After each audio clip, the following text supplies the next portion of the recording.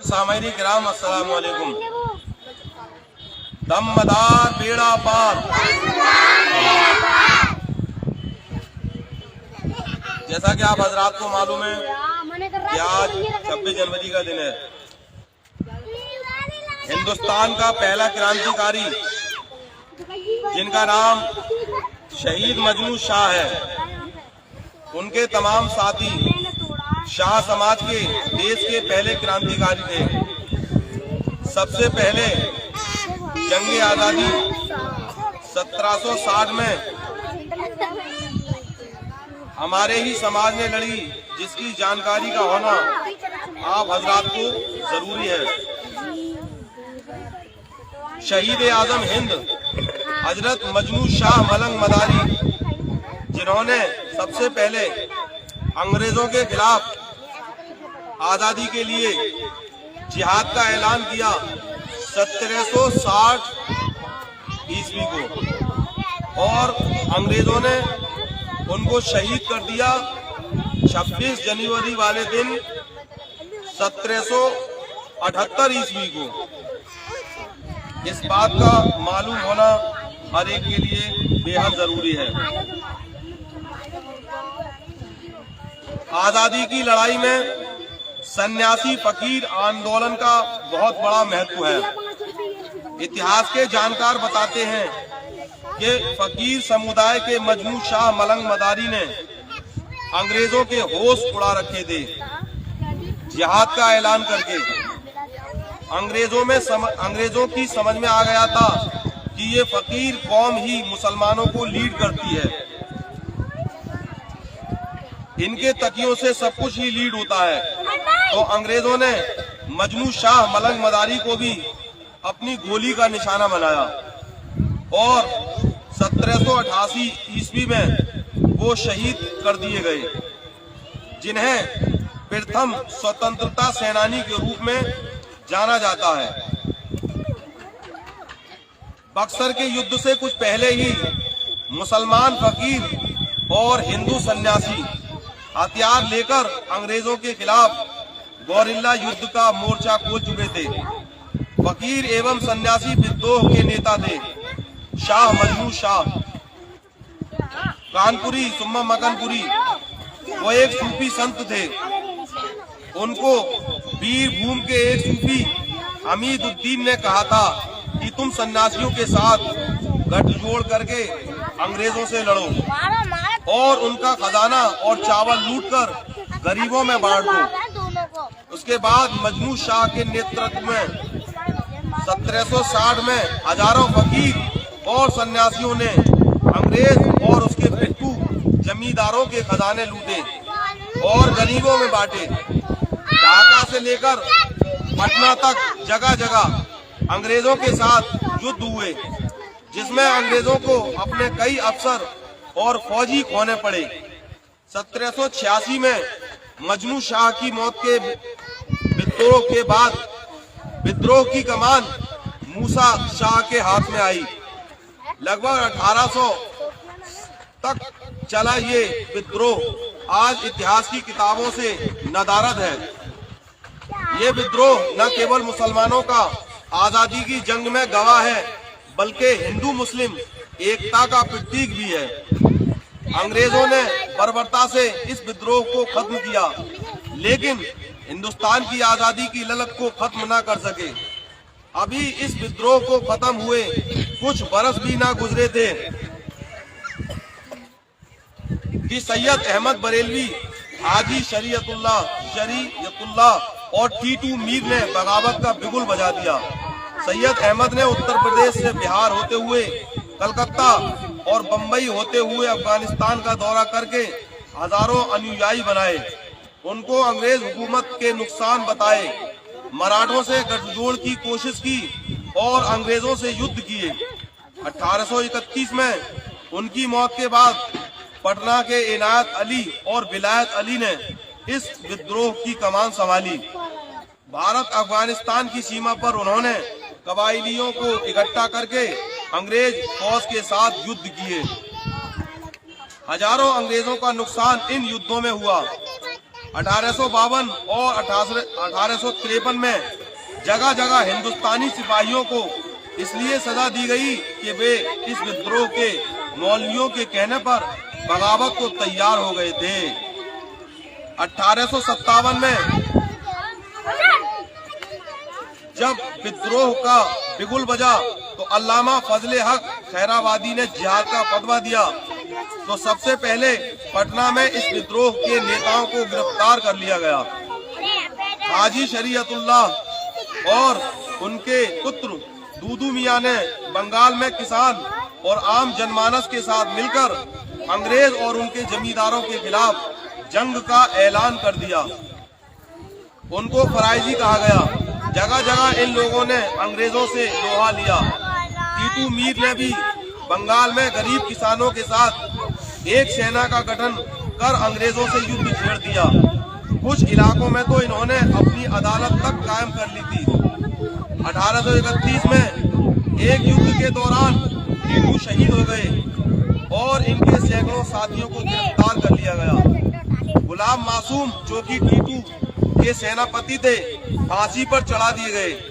तस्वीर 1863 की है, जिसमें अंबाला जंग के बाद अंग्रेजों के कैद में कई विद्रोही सिपाही इसी जंग के बाद पटना के मौलवी अहमदुल्लाह मौलवी, याहिया अली मौलवी, अब्दुल रहीम को गिरफ्तार किया गया।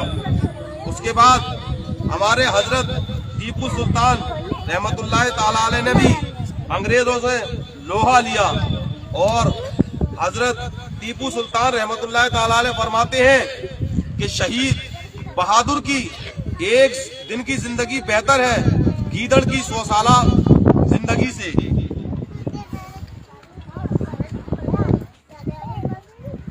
अल्लामा फजले हक खैराबादी, ये हकीकत है कि जो कौम तारीख को भुला देते हैं, जोग्राफिया भी उस कौम को फरामोश कर देता है।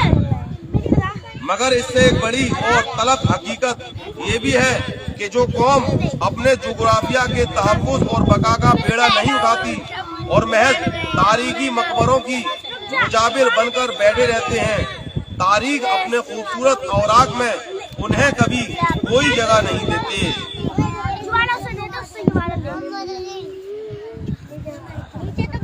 तहरीक आजादी में एक से एक बढ़कर एक जियाले ने अपने खून का नजराना पेश करके इस मुल्क को अंग्रेजों की गुलामी से निकाला। मगर सहरा के हकदार अल्लामा फजले हक खैराबादी अलैहिर्रहमा ही हैं। तो आइए उनकी जिंदगी के चंद पहलुओं पर नजर डालते हैं। तहरीक आजादी के मुहर्रिक अव्वल हजरत अल्लामा फजले हक खैराबादी की विलादत दिल्ली की सदरुस्सुदूर हजरत अल्लामा फजल इमाम फारूकी खैराबादी के यहाँ हुई। आपने अपने वालिद के अलावा हजरत शाह अब्दुल कादिर मुहद्दिस देहलवी और हजरत शाह अब्दुल अजीज मुहद्दिस देहलवी से तालीम और तरबियत हासिल की। 13 साल की उम्र में उलूम नकलिया और अकलिया की तामील मुकम्मल कर ली। आप एक यगाना रोजगार आलिम थे। अरबी जबान के माने हुए अदीब और शायर थे। कई तसानीफ छोड़ रखी हैं। बहादुर शाह जफर के साथ हिंदुस्तान को अंग्रेजों के पंजे नापाक से आजाद करने की जी तोड़कर मेहनत की और इसी पादाश में जजीरा अंडमान में कैदोबंद की सऊबतें बर्दाश्त करते हुए मुल्क मालिके हकीकी से जा मिले। अब्रे रहमत तेरी मरकत पर गहर बारी करे, अब्रे रहमत तेरी मरकत पर गौर बारी करे। हश्र तक शाने करीमी नाज बरदारी करे, हश्र तक शाने करीमी नाज बरदारी करे। तहरीक आजादी को फतवे जिहाद से मिला नया रुख।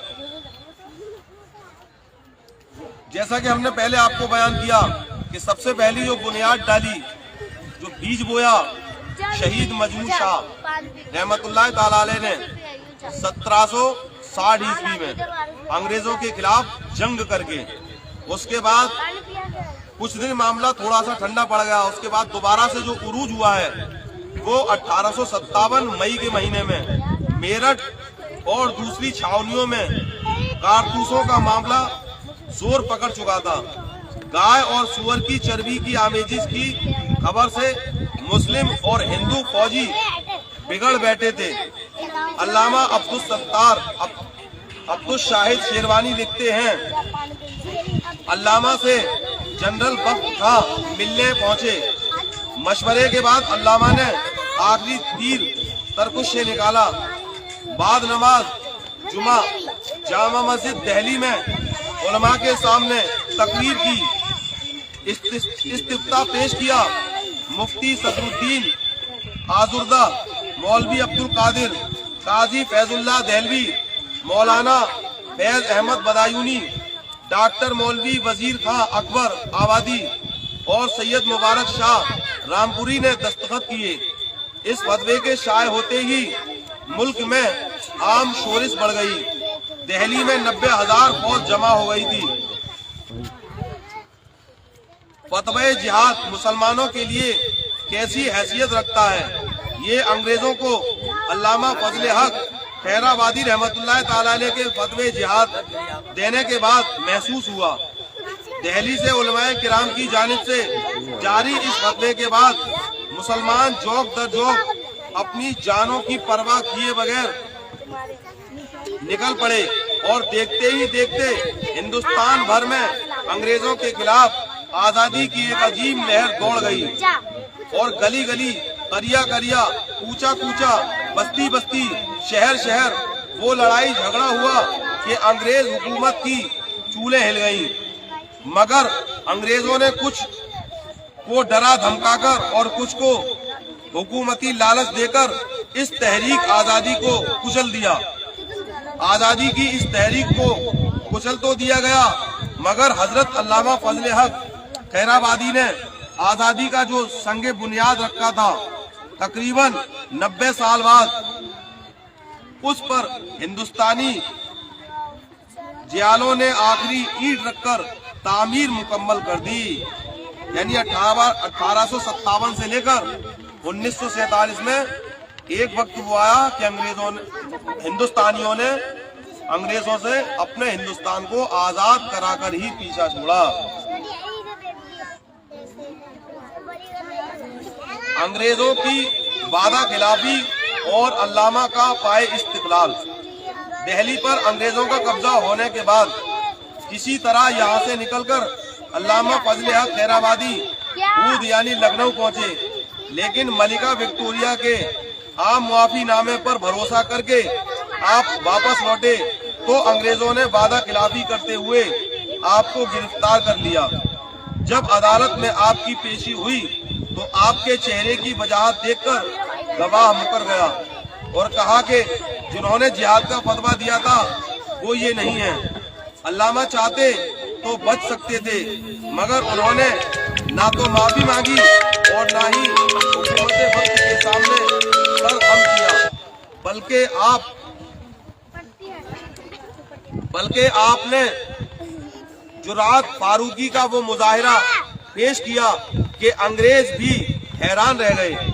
अल्लामा फजले हक खैराबादी बोल उठे, जज साहब ये गवाह ना जाने किस बिना पर मुझे बचाने की कोशिश कर रहा है। मैं वही हूँ जिसने दिल्ली की जामा मस्जिद में खड़े होकर जिहाद का फतवा दिया था। जनवरी 1859 में आपके खिलाफ बगावत का मुकदमा चला। आपने अपना मुकदमा खुद लड़ा और अदालत में कहा कि जिहाद का फतवा दिया था, फतवा मेरा लिखा हुआ है और मैं आज भी अपने इस फतवे पर कायम हूँ। आपके इकबालिया बयान के बाद आपको काला पानी की सजा दी गई। अंग्रेजों की वादा खिलाफी के मुतालिक आप अपनी किताब जो जजीरा अंडमान में आपने लिखी, उसमें लिखते हैं, उस जालिम हाकिम ने मेरी जिला बदनी और उम्र कैद का फैसला सादिर कर दिया और मेरी किताबें, जायदाद, मालो मता और अहलो अयाल के रहने का मकान, गरज हर चीज पर गासिबाना कब्जा कर लिया। इस शर्मनाक रवैये का तन्हा मैं शिकार न था, बल्कि बहुत सी मखलूक खुदा से उससे बढ़कर चढ़कर नारवा सुलूक से दो चार हुई। उन्होंने अहदो पैमान तोड़कर हजारों मखलूक खुदा को फांसी, कत्ल, जिला वतनी, कैद, हवस में मुब्तला, बिला तामुल मुब्तला कर दिया। वादा खिलाफी करके बेशुमार नफ्सों और लातादाद नफीस चीजों को तबाह कर डाला। इस तरह खूने नाहक शुमार से आगे बढ़ गया। इसी तरह शरीफ व गैर शरीफ कैदियों की तादाद हद से ज्यादा बढ़ गई। खुसूसन दिल्ली और हमारे दयार के इलाके जहां शरीफ खानदानों के शहर, गांव के गांव, कस्बे के कस्बे आबाद थे। इन शुरफा उलमा के पास एक रईस ने, जो इस्लामो ईमान का मुद्दई भी था, दारुल रियासत में तलबी के साथ अमन व अमान का पैगाम भेजा। वहां पहुंचने पर उन्होंने वादा से खिलाफी कर दी और अंग्रेजों का मुद्दई भी बन गया। अंग्रेजों की खुशनुदी की खातिर गद्दारी करके सबको गिरफ्तार कर लिया। इन सबको हथकड़ी और बेड़ी पहनाकर कैद कर दिया। अक्सर शुरफा को कत्ल और बाकी को कैद और जिला वतन और तरह तरह के अजाब में मुब्तला कर दिया। जब उनका बेटा अब्दुल हक खैराबाद उन्हें आजाद करवाने के लिए कोर्ट विलेज पर 13 फरवरी 1861 को पहुंचा, तब तक बहुत देर हो चुकी थी। अल्लामा फजल हक खैराबादी को एक रोज कबल ही 12 फरवरी को फांसी पर लटका दिया गया। जजीरा अंडमान का खाका खींचते हुए अल्लामा फजल हक खैराबादी यूं रकम तराज है। तुर शुरू दुश्मन ने मुझे तैयारे शोर यानी खारे पानी के किनारे ऐसे पहाड़ पर पहुंचा दिया है जहां सूरज हमेशा सर पर रहता है। उसकी नसीम सुबह तेज गर्म हवा से भी ज्यादा सख्त है। उसकी गिजा अंजल यानी बहुत ही कड़वा फल से ज्यादा कड़वी। उसका पानी सांपों के जहर से ज्यादा नुकसानदेह है। उसका आसमान गमों की बारिश करने वाला है। उसकी जमीन आबलेदार है। उसकी हवा जिल्लत और ख्वारी की वजह से टेढ़ी चलने वाली है। दिल्ली में मुसलमानों का कत्लेआम। 1857 की बगावत का मुहर्रिक अल्लामा फजल हक खैराबादी का ये फतवा ही था, इसलिए मुसलमान खासकर निशाना बनाए गए। 1857 सिर्फ दिल्ली में 27,000 मुसलमानों को फांसी दी गई। 7 रोज का कत्ल आम उसके अलावा था। फतेहपुरी मस्जिद से लेकर लाल किला तक हर गली हर चौराहे पर दरख्तों में मुसलमानों की लाशें लटकी हुई थीं। जिंदा मुसलमानों को सुअर की खाल में सीकर गरम तेल के कड़ाव में डालकर मौत के घाट उतारा गया। एंड्रू टिस के मुताबिक सिर्फ दिल्ली में तकरीबन 500 उलमा शहीद किए गए। बुंदेलखंड के मुख्तलिफ जिलों में 5,000 उलमाए किराम निशाना बनाए गए। तो इसी तरह बंगाल में 80,000 जंगे आजादी के मुजाहिदीन को चुन चुनकर मारा गया। इनकी जायदादें जब्त की गईं, उन्हें जिला वतन किया गया। लाखों लोग बेघर कर दिए गए। हर तरफ आहो फिगा चीखो पुकार के अलावा कुछ न सुनाई देता था। 1857 की नाकामी मशाले राह बनी। बज़ाहिर 1857 की जंगे आजादी नाकाम जरूर हुई, मगर इन शख्सियतों की कारगुजारी, हिम्मत, जमा मर्दी और दूर अंदेशी ने वो रास्ता दिखाया जिस पर आगे चलकर अहालियाने हिंद ने अंग्रेजों को मुल्क से निकालकर बाहर कर दिया। ऐसी ही बेशुमार कहानियां हैं और ऐसे ही बेशुमार मुजाहिदीन हैं जिनका कहीं जिक्र नहीं, मगर उनकी मेहनतें रायगा नहीं गई, उनका खून बर्बाद नहीं हुआ और उन्हीं के खून की बुनियाद पर आज हमारा देश आजाद है। और और यही वजह है कि आज़ादी के जश्न को हम जब भी मनाते हैं तो इन बहादुर मुजाहिदीन की कुर्बानियां हम याद करते हैं। उनको छोड़कर अगर हम जश्न आज़ादी मनाते हैं तो ऐसे जश्न का कोई मतलब नहीं है। उन्होंने जो सपना दिखाया था कि एक ऐसा हिंदुस्तान जिसमें हर आदमी बराबर हो, हर एक के साथ बराबर का सलूक किया जाए, ऐसा हिंदुस्तान अभी हमें बनाना है। और ये हम सबकी जिम्मेदारी है कि हम कोशिश करके जो कमियां अभी तक रह गई हैं उनको दूर करने की कोशिश करें और जंगे आज़ादी में जान देने वालों के खून को जायगा न होने दें। उनकी आरजुओं और उनकी ख्वाहिशात के मुताबिक मजहब या किसी कौम के हुकूक सिर्फ इस बिना पर हम सल्ब न करें कि वो कमजोर या अकलियत में है। कोई भूख से न मरे, कोई बच्चा तालीम से महरूम न रहे, कोई बेवा अपना जिस्म बेचने को मजबूर न हो। जिस दिन हम ऐसा हिंदुस्तान बना लेंगे उस दिन अल्लामा फजल हक खैराबादी और शहीद मजनू शाह और टीपू सुल्तान जैसे और बहादुर शाह जफर जैसे अजीम मुजाहिदीन को हम सही मानों में खिराज अकीदत पेश करने के हकदार होंगे।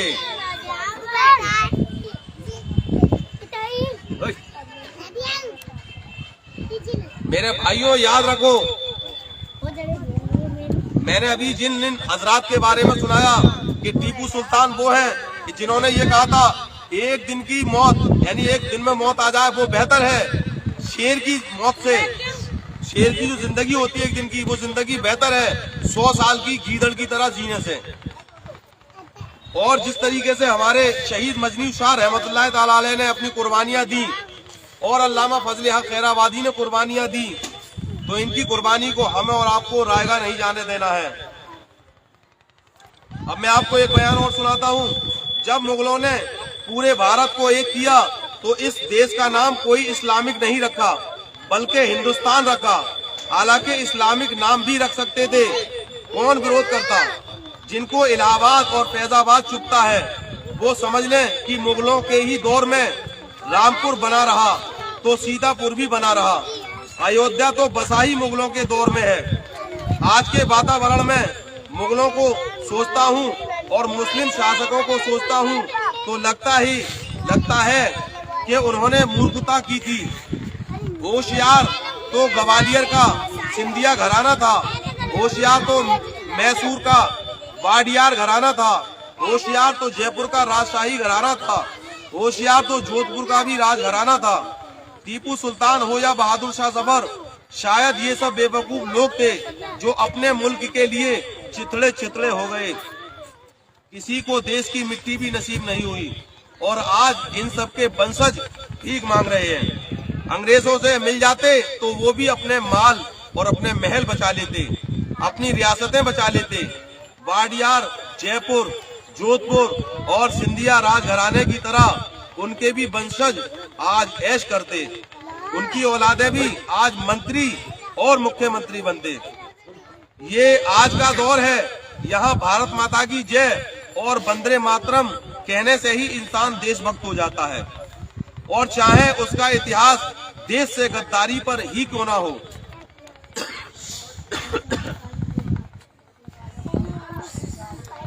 बहादुर शाह जफर ने जब 1857 की गदर में अंग्रेजों के खिलाफ पूरे देश का नेतृत्व किया और उनको पूरे देश के राजा रजवाड़ों तथा बादशाहों ने अपना नेता माना,